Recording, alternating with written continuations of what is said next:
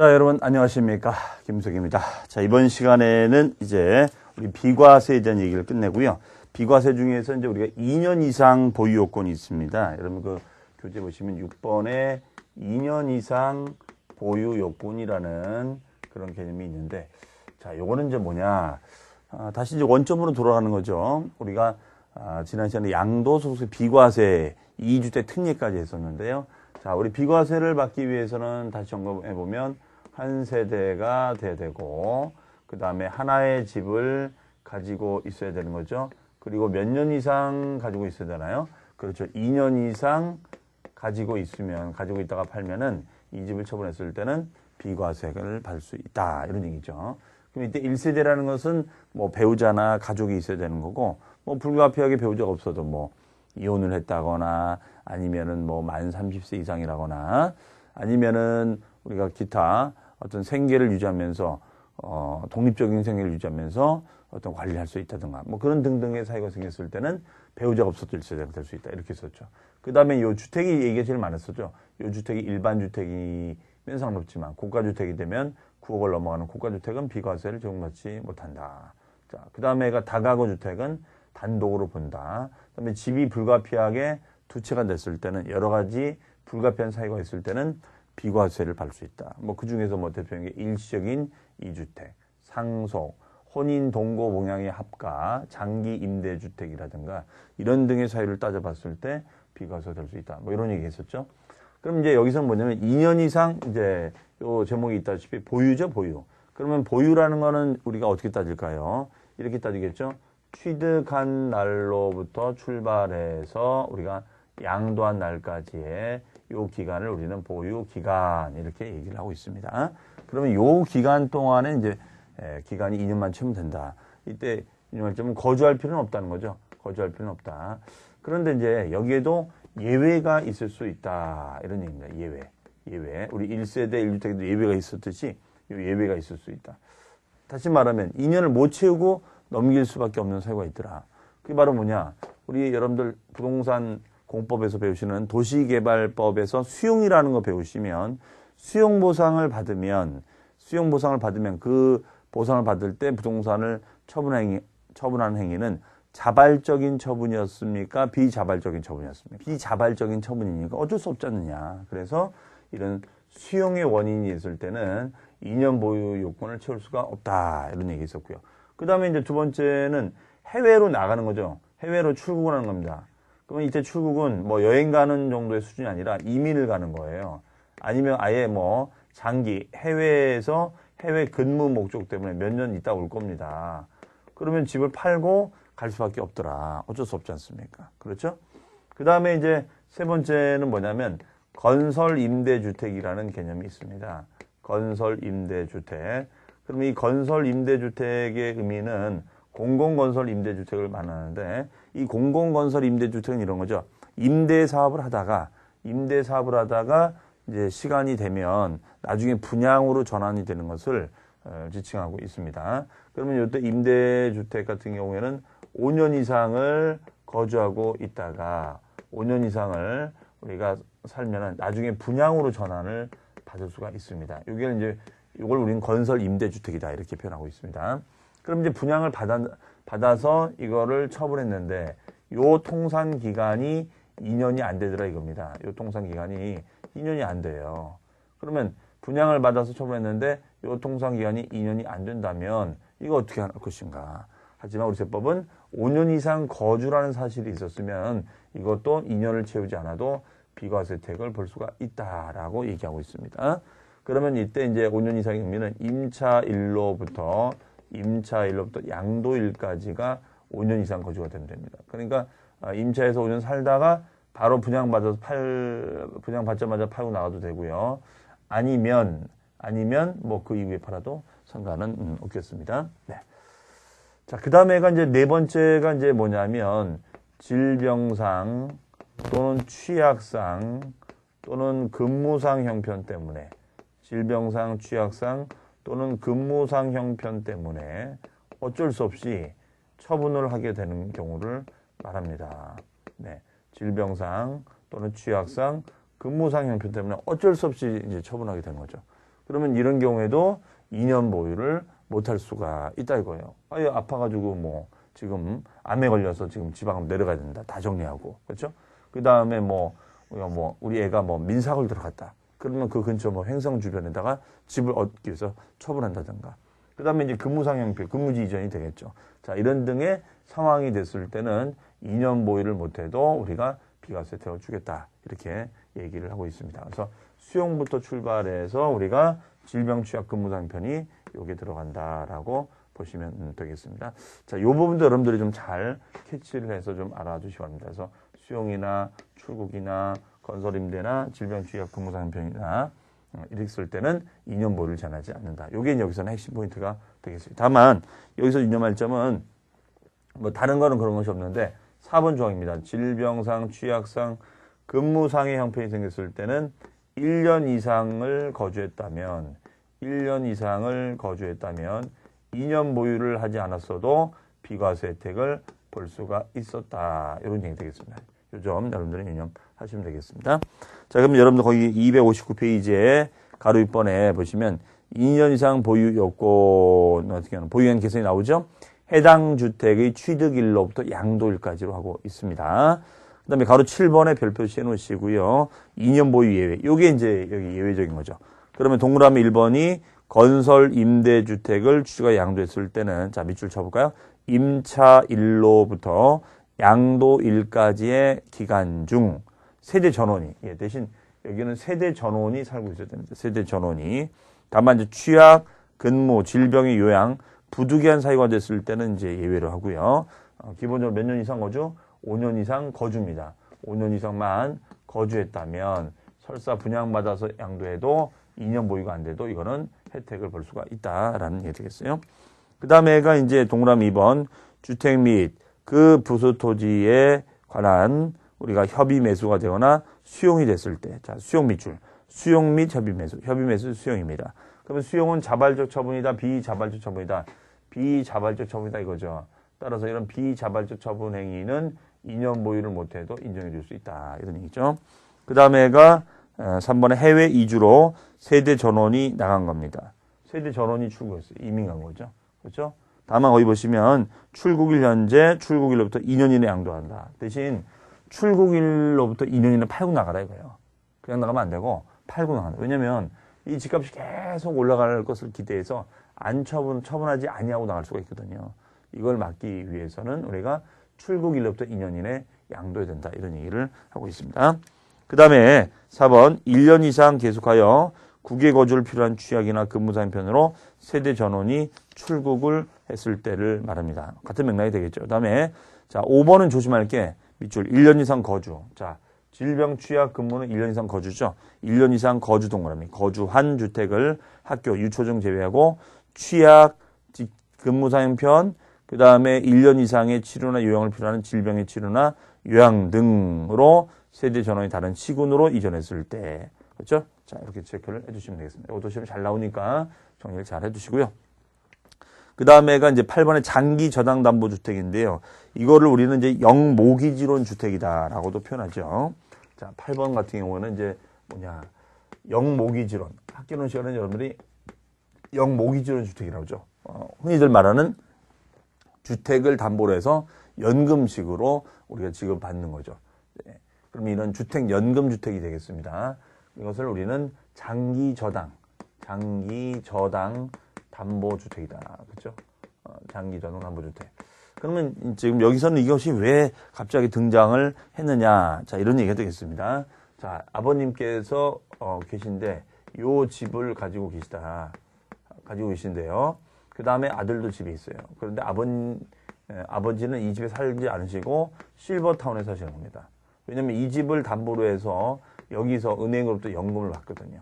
그러면 이런 주택연금과 본인이 들었던 개인연금 등등등을 합쳐가지고 요 실버 주택에서 살고 있다. 이런 실버타운에서 살고 있다. 이런 얘기죠. 자, 그랬는데 잘 살고 있는데 갑자기 굳이 아들이 아버님을 모신다라고 합니다. 아버지는 뭐 됐다고 하는데 굳이 모신다고 해서 이 집으로 들어가게 됩니다. 그래서 할 수 없이 이 집을 처분하게 된다 이거죠. 처분하게 된다. 그러면 우리가 동고 봉양 목적이 되는 거잖아요. 이렇게 동고 봉양 목적으로 주택을 처분했을 때는 비과세 요건이 뭐 있었죠? 합친 날 플러스 몇 년 이내? 그렇죠. 5년 이내 양도를 하게 되면 합친 날 플러스 5년 이내 양도하면 비과세 혜택을 볼 수 있다 없다? 있다. 그런 거 있었잖아요. 합친 날 플러스 5년 이내 처분하면 비과세 혜택을 볼 수가 있다더라. 이런 얘기입니다. 그런데 어쨌든 5년으로 제한을 받는데 이 영목이지론 주택의 특성상 우리가 5년 보유 갖고는 안 되죠. 뭐 보통은 10년 이상 장기 보유를 해야 됩니다. 그렇기 때문에 5년 넘겨서 처분이 될 수도 있다 이런 얘기예요. 따라서 그렇게 되면은 이 모기지론 법하고 충돌이 일어난단 말이에요. 그래서 결론이 뭐냐면 원래 일반적인 동거 봉양으로 세대를 합쳤을 때는 5년 이내에 양도해야지만이 비과세 혜택이 되지만 이러한 경우에는 이 규정을 적용하지 아니하겠다라는 얘기 되겠습니다. 이 규정을 적용해야 하네요. 하지 않겠다 이렇게 해석을 하시면 되겠어요. 이게 바로 영모기지론 주택이다라고 보시면 되겠습니다. 자, 그러면은 거기 여러분들 그 8번에 장기 저당담보주택의 일실주택 특례에서 요건이 있죠. 그 요건은 여러분들 학개론 시간에 배우는 요건이고요. 그 동그라미 2번 기억 1세대 1주택의 비과세 요건을 적용하면서 거주기한은 제한을 받지 않는다. 자, 여기서도 이제 한 개 특이사실은 여기 이분이 단 하루도 살지 않아도 상관없다는 겁니다. 단 하루도 살지 않아도 상관이 없고 그 다음에 5년 이내 제한도 받지 않는다는 거. 자, 그거만 포인트를 잡고 계시면 되겠습니다. 그 다음에 가로 9번은 뭐냐면 이제 입주권입니다. 자, 가로 9번 조합원의 입주권. 자, 요 재개발 재건축 입주권이 이제 그동안은 재개발 재건축이 많이 소강 상태다 보니까 주목을 받지 못했는데 요즘은 이게 좀 주목을 받을 수 있는 그런 이슈 조항이 되겠습니다. 그래서 재개발 재건축의 요 조합원 입주권에 대해서 한번 논의를 한번 해보도록 하겠습니다. 자, 우리가 입주권이라는 것은 여러분들 이거죠. 우리가 공법 배우실 때 도시 및 주거 환경 정비법, 도정법을 보시면 우리가 중요한 날짜가 나옵니다. 바로 여러분들 공법 시간을 배우는 사업시행 인가 날짜. 사업시행 인가 났느냐 안 났느냐가 되게 중요하고 그 다음에 이제 관리처분 인가죠. 관리처분 인가가 떨어졌냐 안 떨어졌냐를 가지고 따집니다. 자, 그러면 이때 요 멀쩡한 주택 같은 경우에는 관리처분 인가가 떨어지면 요 집이 멸실되고 입주권이 나오게 됩니다. 관리처분이 떨어지면 요 집이 멸실되고 입주권이 나옵니다.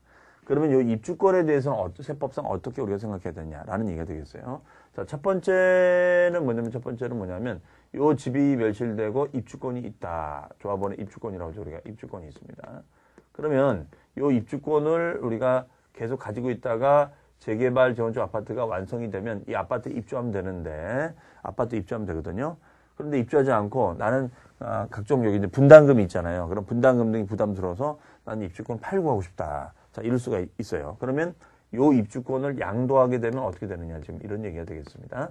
그러면 입주권은 원래 이제 부동산을 취득할 수 있는 권리이기 때문에 권리로 보는데 이렇게 원조합원들의 입주권에 대해서는 2006년도 이후에 취득하는 이후분부터는 이것을 주택으로 간주하기 시작했습니다. 뭘로 간주하기 시작했어요?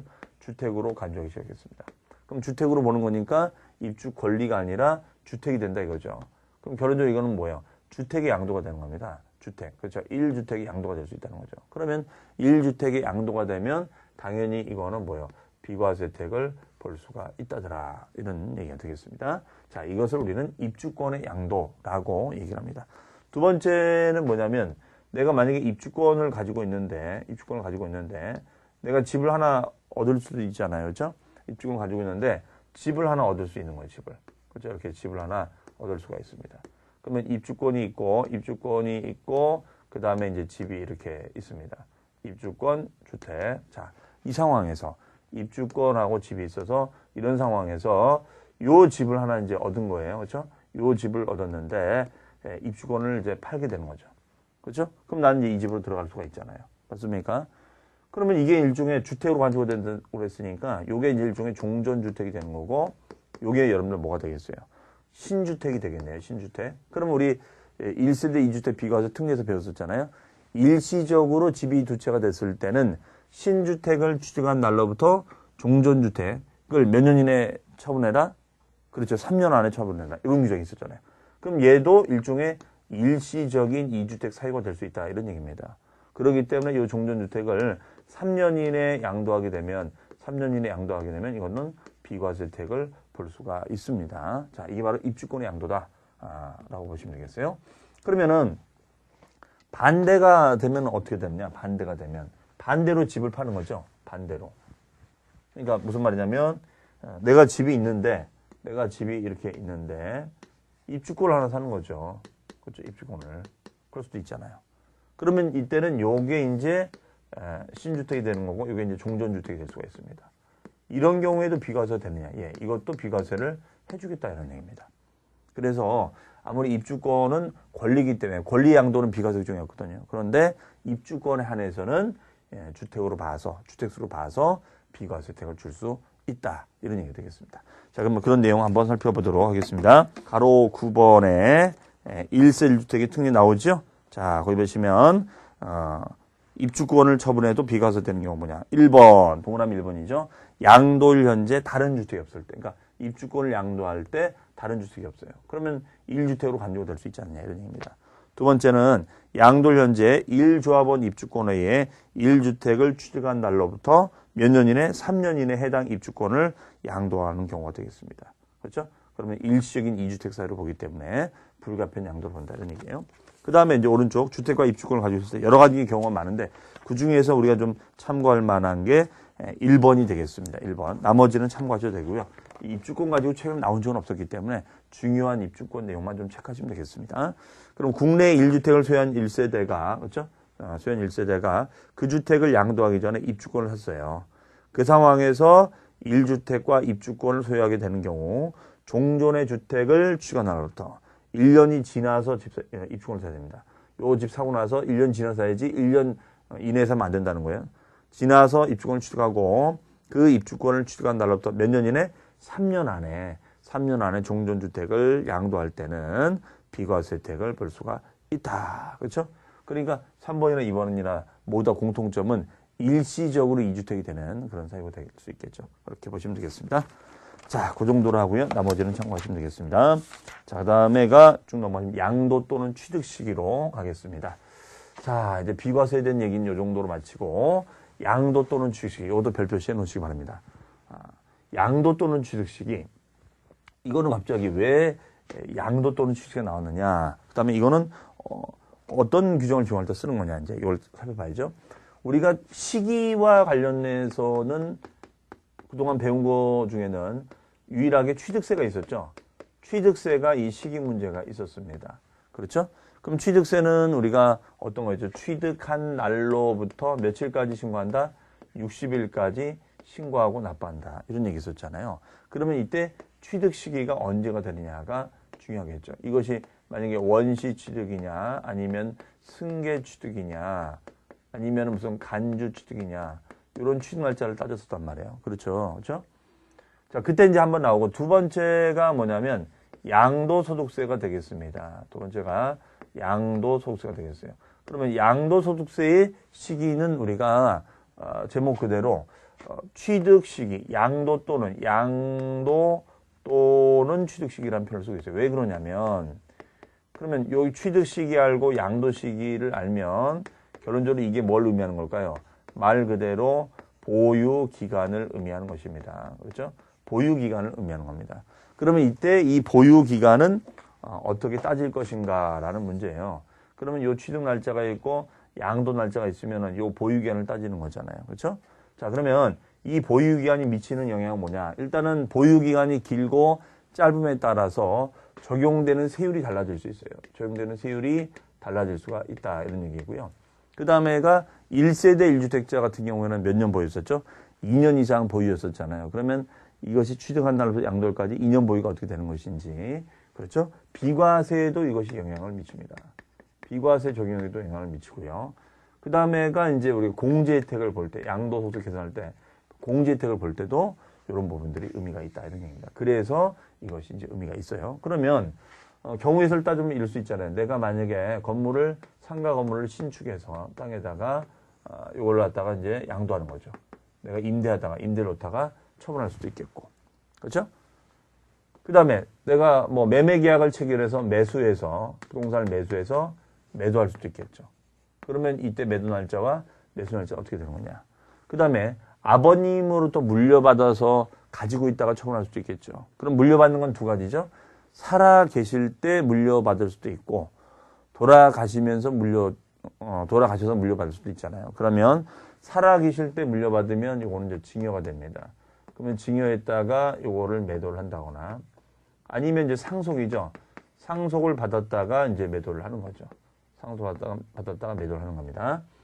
자, 그러면은 요땐 취득 날짜도 알아야 되고 양도 날짜, 매도 날짜도 알아야 되지 않겠는가 이런 얘기예요. 그러면 요 날짜와 요 날짜를 가지고 보유 기간 여부를 따져봅시다 라는 얘기 되겠습니다. 그래서 요 날짜와 요 날짜 가지고 보유 기간 여부를 따져봅시다 이런 얘기예요. 그러면은 일단은 가장 일반적인 게 이제 매수 매도나 이 매도는 매매 계약이잖아요. 그렇죠? 그러면은 이런 매매 계약을 만약에 체결했다. 그러면 어떻게 되겠습니까? 당연히 계약금 들어가고 중도금 들어가고 잔금 들어가고 등기가 들어갑니다. 그렇죠? 그러면 결론적으로 잔금 날짜와 등기 날짜가 있잖아요. 그렇죠? 잔금 날짜와 등기 날짜가 있다. 그러면 이 경우에는 잔금 날짜로 가야 될까요? 등기 날짜로 가야 될까요? 이런 얘기입니다. 그렇죠? 그러면 당연히 과세원청은 빠른 날짜로 가겠죠. 그러면 잔금 날짜가 된다. 이런 얘기입니다. 그러면 이때 잔금 날짜라는 것은 계약상 잔금 날짜와 사실상 잔금 날짜가 일치할 수도 있지만 일치하지 않을 수도 있거든요. 그럼 그런 경우에는 어떻게 되느냐. 자, 우리 세법은 사실상 잔금 날짜를 포인트로 봅니다. 그럼 이 날짜를 뭐라고 하냐면 이 날짜를 사실상 대금 청산일 이렇게 표현합니다. 뭐라고 그래요? 사실상 대금 청산일 이렇게 얘기하고 있습니다. 실제 대금을 치른 날이다 이거예요. 실제 대금을 치른 날이 언제냐 이런 얘기예요. 그러면 그 날짜가 대금 청산일이 이제 매수 날짜, 그 다음에 대금 청산일이 매도 날짜가 되는 거죠. 그렇죠? 그러면은 대금 청산일 되겠습니다. 그 다음에 여기 매도 날짜도 당연히 모든 매도는 다 대금 청산일 될 거예요. 그 다음에 이제 증여 신축 증여 상속 받아야 되는데 증여는 이제 이거는 증여 받는 날이 됩니다. 상속은 이제 등기하기는 상속 개시가 되겠죠. 그럼 상속 개시 날짜가 되겠고요. 그 다음에 신축은 이제 신축 허가를 받겠죠. 신축 허가를 받고 그 다음에가 이제 등기가 떨어집니다. 그럼 이 경우에는 등기 날짜로 가야 되느냐, 허가 날짜로 가야 되느냐, 이제 요 점도 있어요. 그렇죠? 등기 날짜로 가야 되느냐, 허가 날짜로 가느냐. 그러면 등기가 우선일까요? 허가가 우선일까요? 그렇죠? 허가가 우선이다. 이때는. 그렇죠? 허가가 우선이다. 이런 얘기입니다. 그러면은 요때 그 허가해준 날짜를 뭐라고 하냐? 사용 승인이라고 하죠. 그렇죠? 사용 승인이라고 합니다. 그러면 사용 승인서 교부일 이렇게 표현하고 있습니다. 무슨 일이요? 사용 승인서 교부일. 사용 승인이 떨어져야 돼요. 그러면 그 날짜와 대금 청산 이 날짜를 가지고 우리가 분석을 할 수가 있다. 이렇게 보시면 되겠어요. 물론 대금 청산일이 우선이긴 하지만 때로는 보통 이제 청산하고 나서 등기가 나중에 옵니다. 그러면 대금 청산이 되지만 등기가 앞에 올 수도 있거든요. 그랬을 때는 무슨 날짜냐? 등기 날짜다. 이렇게 해석하시면 되겠습니다. 자, 그 다음에 이제 이런 경우가 있어요. 이 취득한 자산이 너무 오래전에 취득을 한 겁니다. 이 취득한 자산이 너무 오래전에 취득을 한 거예요. 너무 오래전에. 네? 너무 오래전에 취득을 한 겁니다. 그러면은 뭐 예를 들어서 1980년도에 취득을 했는데 이 당시는 뭐 1제곱미터당 뭐 땅값이 뭐 만약에 뭐 공시지가상으로 뭐 1,000원이었다. 그런데 이게 지금 시세가 거의 뭐 2015년도에 수용보상이 들어가려고 봤더니 이게 거의 뭐 한 100만 원 가는 거예요. 그럴 수 있죠. 그러면은 결론적으로 이게 차익 자체가 100제곱미터에 1,000원이면 거의 뭐 이거는 차익 자체가 의미가 없겠죠. 무슨 말이냐면 차익이 곧 뭐가 될까요? 매가가 되는 거죠. 차익이 곧 매가가 됩니다. 그럼 너무나 많은 세금이 나오겠죠. 그러면 화폐 가치 변동이 있잖아요. 어제 지금의 10,000원이 옛날에 1,000원 역할밖에 못하듯이 그러니까 이분은 이제 불만을 제기하는 거죠. 아니 이걸 액면가 그대로 그 당시 화폐 가격을 빼면 어떻게 되느냐. 그러지 말고 이 가격을 좀 업을 시켜달라 이런 얘기입니다. 말되죠?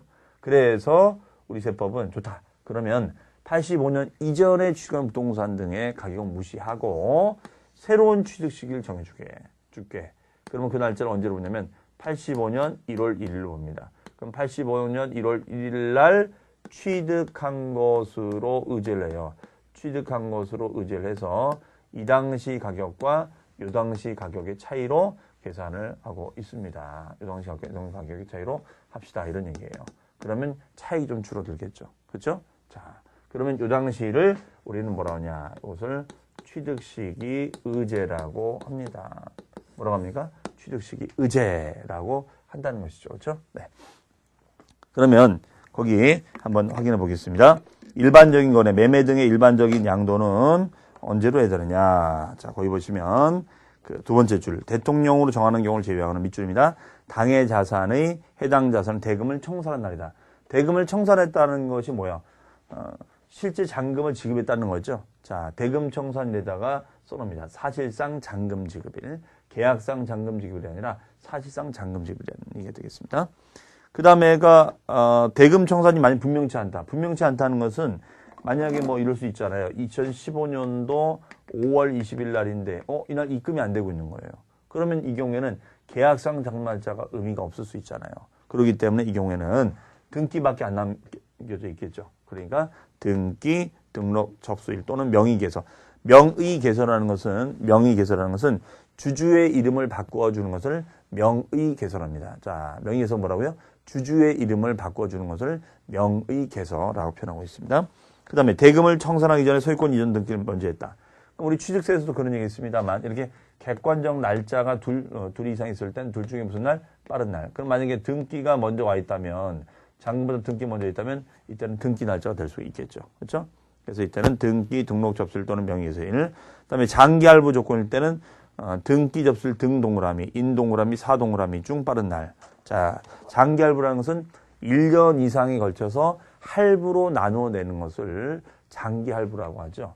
그래서 이 경우에는 한 날짜로 잡자 이런 얘기입니다. 그래서 등기 접수일이 빠른가 아니면 인도일이 빠른가 아니면 사용수익일이 빠른가 그 세 가지 중에서 무슨 날로 한다? 빠른 날로 한다. 이렇게 하고 있습니다. 그래서 등인사 중에 무슨 날? 빠른 날. 등으로 인사할 수 있다는 거죠. 등인사 중에 무슨 날? 빠른 날이다. 이렇게 얘기를 하고 있습니다. 그 다음에요.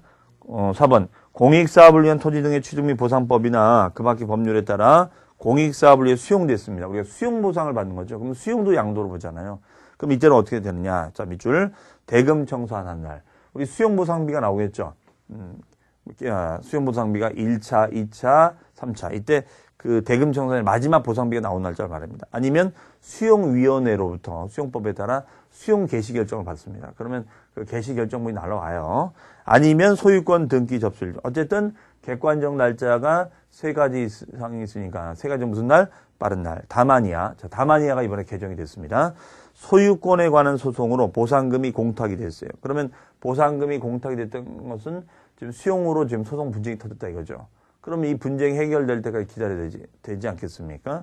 그러니까 이 경우에는 세 가지 중 빠른 날이 아니라 자, 밑줄 소유권 관련 소송 판결 확정일 체크해 놓으시면 되겠습니다. 그 다음에 가요. 우리 그 2번에 상속 또는 증여. 자, 얘는 언제였습니까? 상속 개시일, 증여는 증여 받은 날이 했었죠. 그 다음에 가로 3번 자기가 건설한 건축물은 사용 승인서를 교부한 날이다. 그러면 사용해도 좋다는 이런 공법상 기준율이 등기법보다 먼저 왔다면 당연히 빠른 날이니까 널이 돼야겠죠. 다만 사용 승인서를 나눠주기 전에 사실상 쓰거나 임시 가사용 승인을 받았을 때는 그 날짜로 가고 있습니다. 네. 자, 그 다음에 특수거래에 보시면 1번 도시개발법 기타 법률에 따른 환지처분으로 환지처분은 땅을 바꿔주는 걸 환지처분이라고 합니다. 이 땅 대신 다른 땅 가져가는 거. 이런 환지처분으로 인하여 취득한 토지 취득 시기는 환지 전 취득일이 된다. 환지 전. 자, 우리 환지처분에 대해서 한번 정리를 한번 해보면요. 환지처분. 자, 환지처분은 말 그대로 환지처분입니다. 요 환지처분. 자, 이런 환지처분이 되겠습니다. 그러면 환지처분은 엄밀히 말하면 교환거래란 말이에요. 그렇죠? 엄밀히 말하면 교환거래예요. 교환거래가 되겠습니다. 교환거래. 그러면 요 교환거래가 되는 것인데 이 경우에 요 환지 받은 땅을 지금 처분했다 이런 얘기예요. 지금. 그렇죠? 자, 그러면은 이때는 환지 받은 땅을 처분하게 되면 이건 양도세 신고를 해야 됩니다. 제3자 때 받은 거니까. 그러면은 이거는 대금 청산일이 될 것이고, 그럼 이제 취득 날짜를 알아야 되잖아요. 그래야지 차익 계산을 할 거 아닙니까? 그러면 요때 환지, 요 당시간 취득 날짜인데, 우리 배웠죠. 환지 처분 및 보류지 충당이나 불가피한 경계 변경을 위한 교환 등 행위는 양도 및 취득을 보지 않냐 한다. 양도를 보지 않으면 취득도 아니죠. 양도도 아니고 아무것도 아닌 겁니다. 그럼 어떻게 할 거냐 이거예요. 그래서 이때는 공법상 기준으로 갑니다. 그럼 우리가 공법에서 이런 말 있죠. 요 구환지 면적이 가지고 있는 권리가 환지가 된다는 것은 구환지 면적이 가지고 있는 권리나 의무가 그대로 승계된다 이런 얘기는요. 구환지 면적이 가지고 있는 권리와 의무가 그대로 승계된 것입니다. 그러면은 요 당시 요 땅을 샀을 때 취득 날짜가 있겠어요, 없겠어요? 있겠죠. 이 취득 시기를 인용해도 되지 않겠는가 이런 얘기입니다. 이 취득 시기를 인용해도 되지 않겠는가? 아, 된다 이런 겁니다. 오케이, 네, 오케이. 그래서 이때는 요 날을 취득 시기로 잡을 수가 있습니다. 네. 그러면은 이때는 이 날짜를 뭐라 하면 좋겠어요? 환지 받기 전 취득일 이렇게 좀 되겠죠. 환지 받기 전 취득일, 그렇죠? 환지 받기 전 취득일, 네, 이렇게 일정을 잡아주면 된다 이런 얘기 되겠습니다. 환지 받기 전 취득일. 그래서 거기 보시면 환지 처분으로 인하여 취득한 토지의 취득 시기는 환지 전 취득일이 됩니다. 네. 다만 교부받은 토지의 면적이 환지 처분에 의한 권리 면적보다 증가는 이제 증환지가 되고요. 감소는 감환지가 되는데 이 취득 시기 또는 양도 시기는 환지 처분 공고가 있은 날에 무슨 날? 다음 날이다. 다음 날이다. 공고일이 아니라 다음 날이다. 왜냐하면 우리가 환지 처분 공고를 하게 되면 그 권리나 의무 승계 관계가 그 다음 날부터 한다라고 공법에 써 있습니다. 아마 여러분들 환지 처분 그 도시개발법에서 보시면 그렇게 돼 있을 거예요. 어떤 환지 처분 행위가 됐을 때는 공고가 되면 승계, 권리와 의무의 승계 효력 시기는 다음 날이다. 그러니까 당연히 감환지가 됐습니다. 감환지가 이게 감환지잖아요. 그렇죠? 그럼 요것만큼 청산이 된 거죠. 양도가 된 거죠. 청산이 됐으니까. 그 다음에 이게 증환지가 됐습니다. 그렇죠? 그럼 권리면이 바뀌었으니까 공고해야죠. 그러면 증환지가 됐으니까 취득이 된 거죠. 이거는 대금을 지불하고 샀다는 거잖아요. 그러니까 이때는 언제 샀느냐, 언제 양도한 거냐. 이거는 공고일의 다음 날이다. 그래서 공법상 기준을 쫓아간다는 거. 그래서 환지 전의 의미가 뭔지를 해석 잘 하셔야겠습니다. 그 다음에 완성 또는 확정되지 않은 자산을 양도 또는 취득하여 목적물이 완성, 확정되지 아니한 경우 양도 시기는 언제냐. 이거는 뭐냐면 지금 아파트를 우리가 완공을 하는 데 있어서 계약금, 중도금, 잔금, 대금 청산은 다 이루어졌어요. 잔금은 다 치러졌는데 아직 준공이 안 떨어진 거야. 그럼 준공이 안 떨어지면 입주를 못 한다는 겁니다. 그럼 입주를 못하면 취득 시점이 파악이 안 되는 거죠. 그러니까 이때는 잔금이 중요한 것이 아니라 불가피하게 준공이 떨어져야 된다 이거예요. 그래서 이때는 그 목적물이 자 밑줄 완성 확정된 날로 간다. 이렇게 보시면 되겠습니다. 그 다음에 3번의 의제취득 시기 중에는 가로 1번입니다. 1984년 그렇죠? 이렇게 12월 30일 이전 너무나 오래전에 취득한 부동산 권리 및 기타 자산은 언제 취득한 것으로 본다? 그렇습니다. 85년 1월 1일. 자, 거기다 써놓습니다. 취득시기 의제. 그래서 새로운 취득시기를 정해준다 이거죠. 이것을 우리는 취득시기 의제라고 합니다. 이 날짜를 몇 년도 언제예요? 85년 1월 1일로 다 보겠다. 이런 얘기가 되겠습니다. 자, 이상으로 해서 우리가 양도 또는 취득시까지 학습을 해봤는데요. 자, 이 부분에 있어서는 하나하나 설명 다 드렸습니다. 왜? 두 가지 날짜를 다 알아야 되는 거고. 그럼 시험 문제에서는 어떻게 나오냐? 요 유형을 주고 이게 맞냐 틀리냐 이런 OX 형태의 질문으로 많이 물어봅니다. 그래서 제가 설명드린 것은 꼼꼼하게 체크를 해 주시기 바랍니다. 자, 그러면 저는 여기까지 하고요. 다음 시간에 여러분 또 찾아뵙도록 하겠습니다. 수고 많으셨습니다.